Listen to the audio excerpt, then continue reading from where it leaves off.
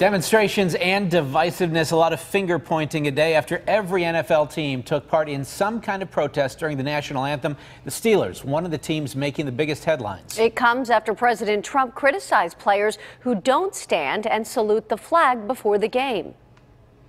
Wouldn't you love to see one of these NFL owners, when somebody disrespects our flag, to say, get that son of a off the field right now?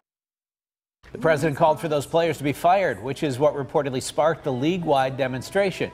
Tonight, many sides weighing in on this. We have more on the president's latest comments coming up. But first, team coverage here at home. Lynn Hayes-Freeland on what fans are saying about the Steelers. But first, John Shumway, who spoke to some of the Steelers a short time ago. John.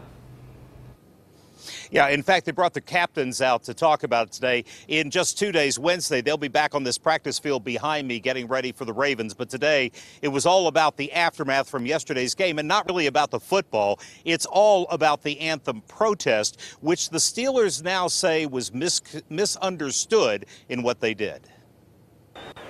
Oh, say, a day after they stood in the tunnel of Soldier Field while Alejandro Villanueva stood alone singing the national anthem, the captains of the Pittsburgh Steelers bent over backwards to make this point. I want to make it very clear that we support our troops, we support the people that defend this country, that have lost their lives, that are still currently supporting this country. This is in no way, shape, or form a protest of the national anthem. we weren't concerned about boycotting. We were concerned about staying together, unifying as one. All across the NFL yesterday, the league stood in solidarity against the president's call for anyone kneeling during the anthem to be fired, or as Hayward put it after the game, One person, to call shame on multiple people and say we should lose our jobs because we care.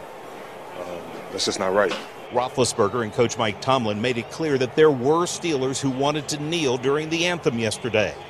They'll get their chance this Sunday. Moving forward, we will be on the field.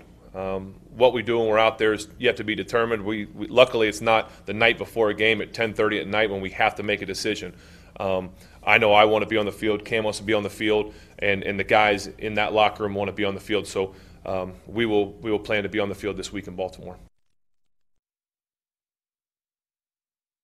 The National Football League teams put out statements on Saturday or Sunday.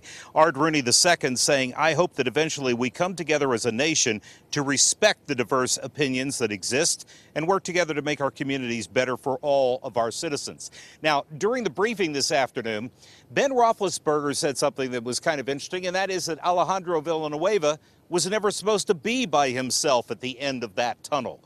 You'll hear that part of the story coming up new at 6. Live at Steeler headquarters on the South Side, John Shumway, KDKA-TV News.